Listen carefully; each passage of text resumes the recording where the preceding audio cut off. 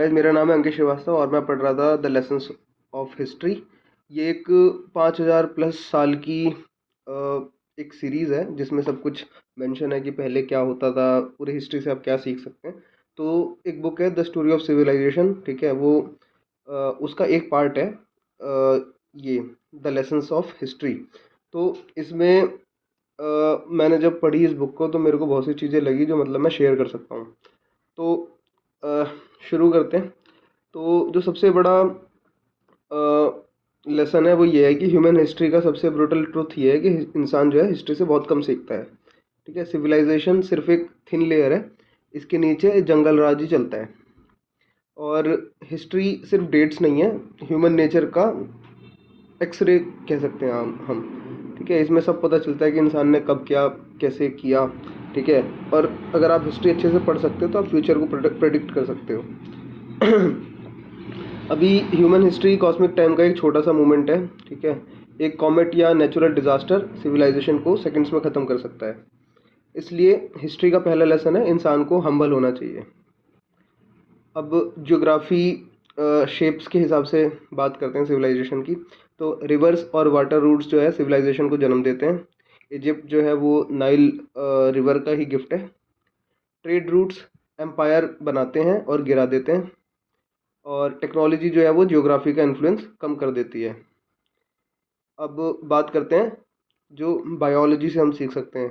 ठीक है, through out the history हमने क्या चीज़ें, क्या पैटर्न्स देखे। तो ह्यूमन हिस्ट्री बायोलॉजी का एक्सटेंशन है। ठीक है, इंसान भी एक एनिमल स्पीशीज़ ही है। सिविलाइजेशन बस एक ऑर्गेनाइज्ड सर्वाइवल सिस्टम है। अब बात करते हैं लाइफ की, कंपटीशन की। तो लाइफ का बेसिक रूल है कंपटीशन। और इंडिविजुअल्स compete करते हैं, ग्रुप्स भी compete करते हैं, नेशंस एक दूसरे से compete करते हैं। वॉर जो होता है वो कंपटीशन का हाईएस्ट फॉर्म होता है। बात करते हैं कॉपरेशन एंड कंपटीशन की। तो ह्यूमंस जो हैं वो कॉपरेट करते हैं अपने ग्रुप को स्ट्रॉन्गर बनाने के लिए। फैमिली, ट्राइब, रिलीजन, नेशन, सब ग्रुप सर्वाइवल मशीन्स हैं। बात करते हैं इक्वालिटी के ऊपर कि हमने हिस्ट्री में क्या नोटिस किया इक्वालिटी को लेके। तो नेचर में कंप्लीट इक्वालिटी एग्जिस्ट नहीं करती। हर इंसान अलग एबिलिटीज़ के साथ पैदा होता है। सिविलाइजेशन बढ़ाने के साथ इनइक्वालिटी भी बढ़ती है। जितना आप सिविलाइज होते जाओगे आपको दिखेगा कि डिफरेंस जो है वो स्टेटस में, रुतबे में, रेपुटेशन में और कैपेसिटीज़ में सबकी अलग अलग एबिलिटी, सबकी अलग अलग अलग अलग टैलेंट्स हैं।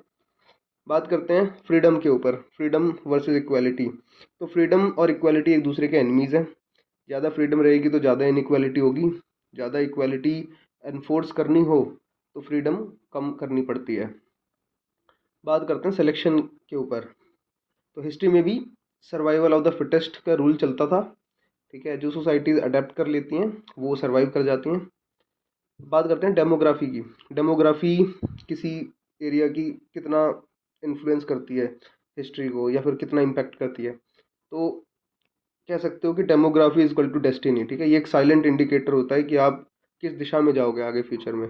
जो सोसाइटी ज़्यादा रिप्रोड्यूस करेगी वो फ्यूचर को कंट्रोल करेगी। लो बर्थ रेट सिविलाइजेशंस को लो बर्थ रेट जो है वो सिविलाइजेशंस रिप्लेस हो जाते हैं। लो बर्थ रेट वाली जो सिविलाइजेशन होते हैं वो रिप्लेस हो जाते हैं। ठीक है, ये आपने स्पार्टा वाले केस में भी सुना होगा। स्पार्टा में उन्होंने यही किया था कि जो मेन थे सारे के सारे वो वॉर्स वगैरह लड़ते थे। हर इंसान वहाँ का वॉरियर ही था, चाहे वो कोई भी काम करता हो, छोटे से लेकर बड़ा, सब सेना में भर्ती थे और लड़ते थे। बाद में यही हुआ कि भाई जब एक युद्ध में सब मारे गए तो फिर उनके पास पॉपुलेशन ही नहीं बची जो मेल थी। और मेल नहीं थे तो फिर आगे भी मतलब बच्चे अच्छे पैदा नहीं हो सकते थे। तो ये चीज़ जो है, जो डेमोग्राफी है वो बहुत मायने रखती है, आपकी पॉपुलेशन। बात करते हैं नेचर के 3 पॉपुलेशन कंट्रोल्स की। ठीक है, तो जब पॉपुलेशन फूड से ज़्यादा हो जाती है तो फेमीन आता है। ठीक है, डिज़ास्टर होता है और फिर वॉर होती है। कम रिसोर्सेज रहेंगे, ज़्यादा लोग उसमें अपना जो भी उनका हिस्सा बनता है उसको लेने के लिए compete करेंगे एक दूसरे से। ठीक है, और उसकी वजह से अकाल पड़ेगा। ठीक है, बीमारियाँ होंगी और लड़ाई झगड़ा होगा, और अगर बड़े लेवल पे है तो उसको वॉर बोल सकते हैं। सिविलाइजेशन जो है वो फ्रेजाइल होती है। सिविलाइजेशन कोई परमानेंट नहीं होती। हिस्ट्री में हर सिविलाइजेशन राइज करती है, पीक करती है, डिक्लाइन होती है, ये साइकिल फॉलो होता रहता है। और ह्यूमन नेचर की बात करें तो ह्यूमन नेचर सेम ही है, ठीक है, टेक्नोलॉजी चेंज होती है लेकिन ह्यूमन नेचर ऑलमोस्ट सेम रहता है। स्टेट्स की बात करते हैं तो स्टेट्स को आप कह सकते हो एनलार्ज ह्यूमंस, जैसे एक इंसान होता है तो स्टेट्स का मतलब है कि जहाँ पर उनका अपना रूल हो, एक, ठीक है, रूल फॉलो होता हो, लॉ हो, ठीक है। तो नेशंस भी ह्यूमंस की तरह बिहेव करते हैं। एक इंडिविजुअल हो चाहे बहुत सारे ग्रुप ऑफ इंडिविजुअल हो, सबका जो काम करने का तरीका होता है वो एक जैसा ही होता है, ठीक है। सब प्राइड, ग्रीड, फियर, ठीक है, यही सब जियो पॉलिटिक्स को चलाते हैं। अभी जो प्रोग्रेस है वो रियल होती है पर लीनियर नहीं होती। ऐसा नहीं होगा कि आप एक साथ समय के साथ आप एक जैसा लीनियर ग्रोथ करते रहोगे, चलते जाओगे और वैसा ही होगा। इसमें ऊपर नीचे होता रहता है।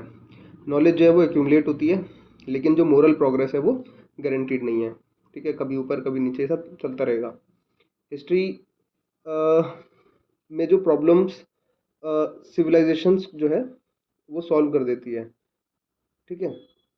सॉरी, मतलब जो प्रॉब्लम्स सिविलाइजेशन सॉल्व करती है नेक्स्ट जनरेशन उन्हें फिर से क्रिएट कर देती है, ठीक है। तो ये एक काफ़ी डीप चीज़ होगी कि भाई आज हमने किसी चीज़ को सॉल्व करने की कोशिश करी मिलजुल के, पता चला नेक्स्ट जनरेशन आई और नेक्स्ट जनरेशन ने उसे बर्बाद कर दिया, ठीक है, वो प्रॉब्लम फिर से क्रिएट हो गई।